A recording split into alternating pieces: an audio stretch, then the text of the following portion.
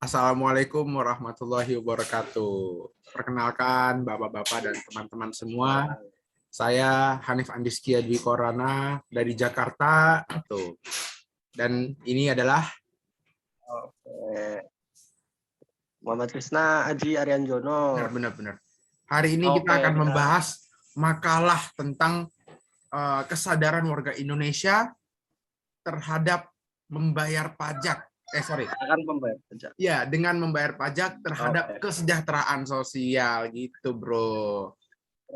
Nah, ini, Bro. Lu kapan ke Semarang, Bro?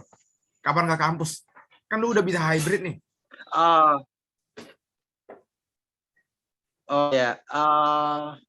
Kira-kira sih semester depan ya, mulai hybrid ya. Depan. Terakhir aku ke kampus sekitar sehari yang lalu ngambil apa namanya kartu tanda mahasiswa ya. Oke. Ya benar-benar sih, pandemi itu memang sangat menggila ya di Indonesia ya. Pemerintah juga udah mengeluarkan banyak pengeluarannya, mengeluarkan banyak tenaga dan sumbangsi pemikirannya untuk menyelesaikan masalah pandemi ini. Tapi dipikir-pikir sebenarnya kita bisa nggak sih membantu untuk menyelesaikan pandemi ini? Dipikir-pikir sih andil kita sebagai warga negara sih tentunya khususnya pada pandemi ini tentunya pemerintah sangat butuh itu ya. Yang pertama vaksin ya. Lalu yang kedua itu pemenuhan fasilitas kesehatan ya. Fasilitas kesehatan. Dari fasilitas kesehatan, lalu ada juga pengembangan kesejahteraan pada itu tenaga kesehatan tuh. Yeah. Juga lalu gimana sih cara kita ikut adil? Tentunya dengan membayar pajak ya. Karena gimana caranya, Bro? Gimana caranya tuh membayar pajak bisa berhubungan langsung gitu? Gimana caranya, Bro? Ya begitu sih, Bro. Jadi jika kita membayar pajak tentunya untuk APBN sendiri gimana sih, Bro? Ya benar sih. Pokoknya itu sebenarnya yang ingin kita bahas di dalam forum ini, Chris. Untuk tugas UTS Hukum Pajak. Nah, kita akan berangkat pada beberapa permasalahan nih. Pertama, bagaimana keadaan Indonesia saat pandemi ini? Yang kedua, bagaimana kontribusi pajak terhadap pemasukan negara, ya, which is APBN. Yang ketiga, bagaimana APBN berperan dalam mewujudkan kesejahteraan sosial. Jadi nyambung nih. Nah, terus yang keempat, ini intinya, bagaimana cara untuk menimbulkan dan meningkatkan kesadaran wajib pajak atau warga negara di Indonesia. Nah, lalu menurut seorang psikolog ini lulusan dari Harvard University, namanya Daniel Goleman. Nah, terdapat dua kompetisi manusia. Pertama kompetisi personal, yang kedua kompetisi sosial. Nah, kompetisi personal itu adalah kesadaran diri, pengaturan diri, dan motivasi diri. Sedangkan kompetisi sosial adalah kesadaran sosial dan keterampilan sosial. Nah, keterampilan sosial ini mencakup tiga hal, yaitu komunikasi, kolaborasi, dan koordinasi, dan yang terakhir kepemimpinan.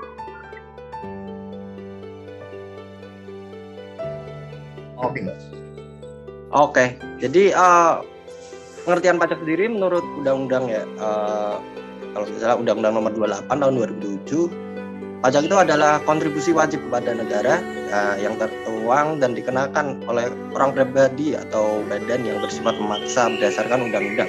Nah, dengan tidak mendapatkan manfaat atau imbalan secara langsung nih, Bro, dan digunakan untuk keperluan negara bagi sebesar-besarnya kemakmuran rakyat ya. Lalu menurut ini pendapat dari Profesor Dr. Rahmat Sumitra ini menarik nih.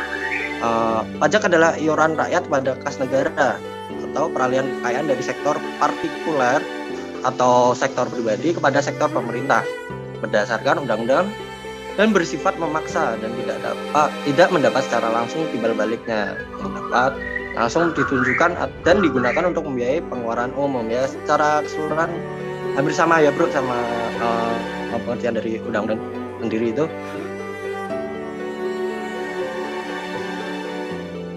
Kita bisa merujuk pada Undang-Undang Nomor 11 Tahun 2009 tentang kesejahteraan sosial. Nah, dalam pasal 1 angka 1 dikatakan bahwa kesejahteraan sosial adalah kondisi terpenuhinya kebutuhan material, spiritual, dan sosial warga negara agar dapat hidup layak dan mampu mengembangkan diri serta dapat melaksanakan fungsi sosialnya.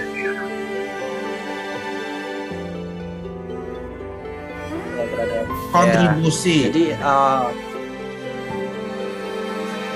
jadi kontribusi pajak terhadap pemasukan negara itu pemasukan atau penerimaan negara adalah salah satu unsur dalam rencana keuangan negara ya bro, atau yang lebih dikenal sebagai APBN. Anggaran, pendapatan, dan belanja negara. Iya benar bro.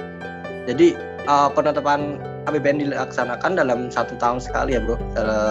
Dalam pasal 1 angka 2 Undang-Undang Nomor 9 Tahun 2020 tentang anggaran pendapatan dan belanja negara tahun anggaran 2021 atau selanjutnya disingkat UU APBN 2021. Nah, pendapatan atau penerimaan negara merupakan hak dari pemerintah pusat dan terdiri dari 3 unsur nih bro. Yang pertama penerimaan perpajakan, yang kedua penerimaan negara bukan pajak atau PNPB, lalu yang ketiga penerimaan hibah. Oke, jadi penerimaan pajak perpajakan sendiri adalah semua pemasukan pajak negara yang mencakup pendapatan pajak dalam negeri bro atau PPDN dan pendapatan pajak perdagangan internasional atau PPPI atau P3I. Untuk pendapatan pajak pada APBN 2021 sendiri sekitar kurang lebih 1.444 triliun ya. Sedangkan APBN 2021 sendiri sebesar 1.743 triliun. Nah, jadi bisa dikaitkan kembali tadi sekitar 82,8% pajak menjadi bagian terbesar nih dalam APBN 2021. Penerimaan perpajakan pada tahun 2021 ini dari tahun 2020 tumbuh sekitar 2,9% dengan fokus pada kebijakan yang mendukung pemilihan ekonomi dan melanjutkan reformasi itu. Nah, dari segi kesehatan, Indonesia pernah masuk 4 besar kasus aktif iya. Hingga total 480 kasus. Innalillahi wa inna ilaihi raji'un, hingga melebihi Rusia dan India. Padahal India ini adalah negara yang pernah terlanda tsunami COVID karena perayaan keagamaan ya, salah satu perayaan keagamaan yang mengabaikan kesehatan. Tapi Indonesia bisa lebih daripada India. Dari segi perekonomian, Indonesia ini sudah mengalokasikan anggaran penanganan COVID dan program pemulihan ekonomi nasional sebanyak 744 triliun. Nah, wah, banyak sekali bro. 744 triliun, bayangin bro. Benar. Untuk pemulihan ekonomi nasional itu bro. Ya. Itu adalah ekonomi yang secara makro sebenarnya, Chris. Nah, kalau dalam sisi ketenaga kerjaan, di dalam sisi ketenaga kerjaan juga sebenarnya pandemi ini menyebabkan banyak sekali PHK. Kasian mungkin saudara kita atau orang-orang yang kita kenal harus di PHK dari pekerjaan. Ya. Contohnya pada tahun lalu, Chris, pada bulan Mei 2020, Kementerian Ketenagakerjaan merilis data mengenai tingkat PHK. Terdapat 1.032.960 pekerja sektor formal yang dirumahkan. Nah, sekitar 300 diantaranya di PHK. Sedangkan pada sektor informal ada 314.833 pekerja yang juga terdampak COVID-19. Nah, ini merupakan data yang sudah divalidasi oleh Kementerian Ketenagakerjaan. Namun, masih ada 1,2 juta pekerja lain yang datanya belum divalidasi. APBN 2021 sendiri bertujuan untuk yang pertama yaitu percepatan pemulihan ekonomi, lalu yang kedua adalah penguatan reformasi ini bro. Jadi pada APBN 2021 sendiri diberlakukan kebijakan counter cyclical ya. Jadi masih diperlukan ini kebijakan tersebut untuk akselerasi pemulihan ekonomi nasional di tengah ketidakpastian COVID-19. Nah, peranan APBN 2021 sendiri ini difokuskan pada pemerintah untuk meningkatkan kesejahteraan, terutama pada bidang kesehatan nih bro, ekonomi yang tentunya terdampak pada akibat pandemi COVID-19, dan juga termasuk nih pendidikan nih bro yang penting bro, lalu infrastruktur, pelindungan sosial, ketahanan pangan bro yang sangat krusial, lalu pembangunan bidang informasi dan telekomunikasi, bidang pariwisata, hankam dan hukum, alokasi subsidi, dan tentunya transfer ke daerah dan dana desa. Nah, Indonesia sendiri di tengah pandemi COVID-19, untuk penanganan dan pemulihan kesehatan masyarakat sendiri merupakan syarat awal ya bro untuk bisa memulihkan ekonomi bro. Ya jadi ya gimana ya bro, kalau kita mau dagang, kalau kita mau kerja, tentunya harus sehat dulu ya bro. Jadi begitu bro. Oke. Jadi untuk strategi selanjutnya yaitu peningkatan ekonomi sendiri melalui berbagai kebijakan fiskal ya bro, ya dari kebijakan yang ekspansif dan konsolidatif ya bro, yang mengedepankan pengelolaan fiskal dan fleksibel dan berkelanjutan. Jadi begitu bro. Tentunya yang difokuskan pemerintah sendiri pada khususnya pada UMKM ya bro, yang melalui subsidi bunga KUR yaitu kredit usaha rakyat ya, serta melanjutkan program perlindungan sosial gitu bro. Nah ya, berdasarkan teori tentang kesadaran tadi kan kita mengenal tentang teori kompetisi pribadi dan kompetisi sosial. Nah kompetisi pribadi ini termasuk kesadaran diri, pengaturan diri, dan motivasi diri, sedangkan kompetisi sosial mencakup kesadaran sosial dan keterampilan sosial yang terdiri dari komunikasi, kolaborasi, dan koordinasi, dan kepemimpinan atau leadership. Nah, jika kita hubungkan dengan cara-cara yang bisa dilakukan untuk menyadarkan masyarakat, yaitu untuk membayar pajak, dan outputnya adalah kesejahteraan sosial, maka kita bisa melakukan langkah-langkah sebagai berikut. Pertama adalah melakukan sosialisasi, yaitu baik pemerintah maupun swasta melakukan sosialisasi kepada masyarakat yang mampu membayar pajak agar segera membayar pajak untuk melaksanakan kewajibannya sebagaimana mestinya. Lalu yang kedua adalah pentingnya permudahan akses dalam pembayaran pajak. Akses yang harus dipermudah dan tidak ada birokrasi yang dipersulit.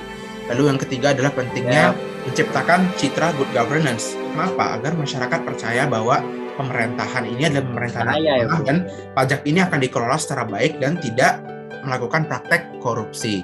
Lalu yang keempat adalah memberikan pendidikan, khususnya dalam pendidikan perpajakan, seperti yang kita pelajari di SMA dan juga yang kita pelajari saat ini bersama Bapak Susila. Lalu yang kelima adalah law enforcement, yaitu penegakan tanpa pandang bulu. Dan sampai ada pihak-pihak yang tidak membayar pajak namun dia dibiarkan saja. Lalu yang keenam, membangun kepercayaan masyarakat. Dan yang ketujuh, yang terakhir adalah merealisasikan program sensus perpajakan nasional.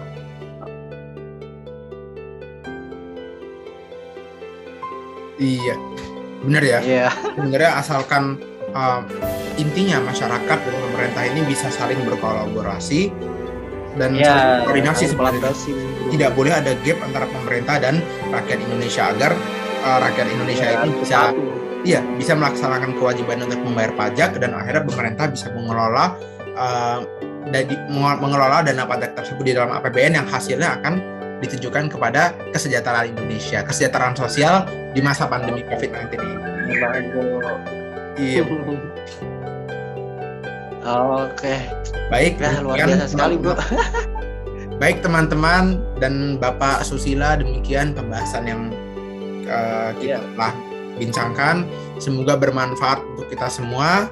Mohon maaf atas segala kekurangan dan ada kata yang kurang berkenan. Billahil taufiq wal hidayah. Wassalamualaikum warahmatullahi taala wabarakatuh.